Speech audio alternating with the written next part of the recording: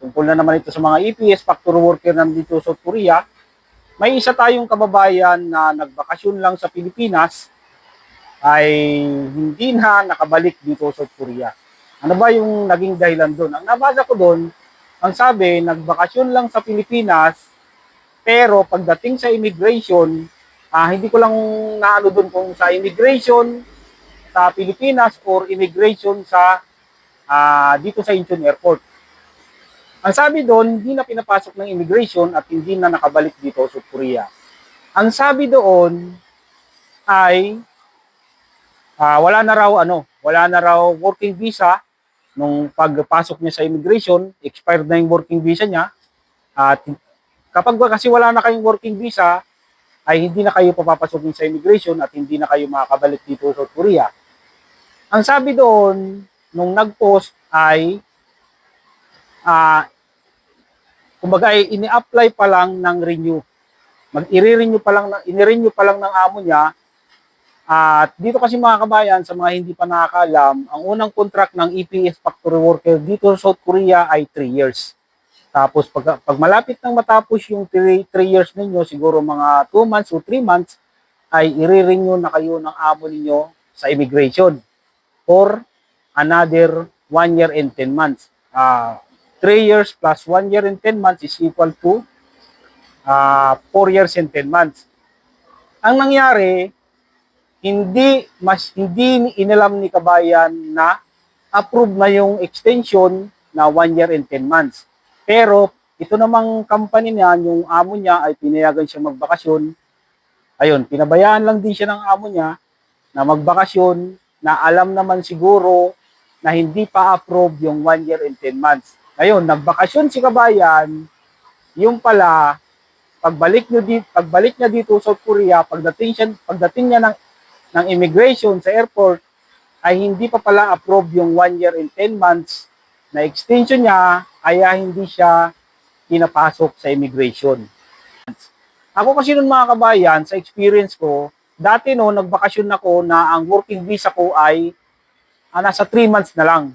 Tapos nung pagbalik ko dito sa South Korea, wala namang problema, hanggat may active ka na working visa, ay papapasukin ka naman sa immigration. Sabi nga nung iba, kahit 2 weeks na lang ang natitira sa working visa mo or 1 week, basta meron ka pang working visa. Kahit yan ay 2 weeks o 1 week, papapasukin ka ng immigration. Siguro ang nangyari kay kabayan, gano'n na nga. Wala na-expired na yung 3 years na at hindi pa approve yung 1 year and 10 months. Kaya hindi siya pinapasok sa immigration. Kaya itong pinaka-importante mga kabayan dun sa mga baguhan pa lang dito sa South Korea, mas maganda yung malaman ito na bago kayo magbakasyon sa Pilipinas, siguraduhin nyo na may working visa pa kayo at aabot ang inyong working visa hanggang sa pagbalik nyo dito sa South Korea. At yun, bago kayo magbakasyon, halimbawa matatapos na yung contract nyo, bago kayo magbakasyon, siguraduhin nyo na na-extend na kayo ng 1 year and 10 months. At paano ba gagawin mga kabayan para malaman niyo kung kayo ay nahihiya magtanong sa office or ayaw niyo pumunta sa immigration para itanong ang iyong expiration ng inyong working visa dito sa South Korea or na-approve na yung 1 year and 10 months ninyo, ganito yung gagawin ninyo mga kabayan. I-check nyo lang sa Hi Korea. I-search nyo lang yan sa Google. Search nyo lang ang Hi Korea at dyan ninyo makikita kung hanggang kailan ang inyong working visa.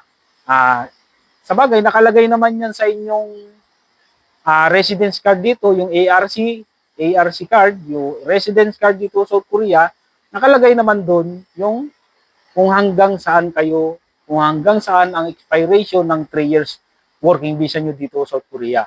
Pero tungkol doon sa extension, mas maganda, kailangan nyo talagang i-check yan doon sa Hi Korea.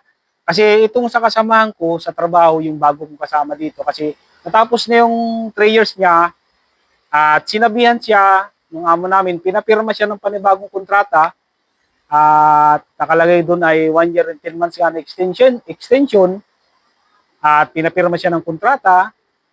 Tapos sabi ko sa kanya, i-check mo sa Hi Korea. At may schedule na sila na binigay kung kailan sila pupunta ng immigration. Kasi mga kabayan, ang pagkakaalam ko, bago pumunta ng immigration for renewal ng 1 year and 10 months ay kailangan muna ng appointment. Tapos sabi ko sa kanya, tingnan mo ba kung na-renew ka na. Kung tingnan mo kung totoong meron ka ng working visa na 1 year and 10 months. Tinignan na sa High Korea at nakita nga niya doon na may extension na siya ng 1 year and 10 months. At nung pagpunta nila ng immigration dito malapit sa amin ay tinatakan lang yung residence card niya dito, yung ARC. Yun. Paano ba i-check sa High Korea yung 1 year extension or yung working visa nyo dito sa South Korea na 3 years? Ganito yung mga kabayan. Panoorin nyo lang yung video na yan. Search nyo lang mga kabayan sa Chrome ang High Korea.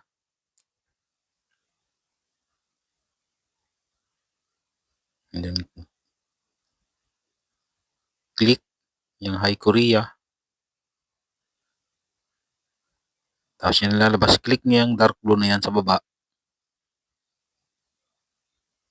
Tapos ayun na yung lalabas. Language.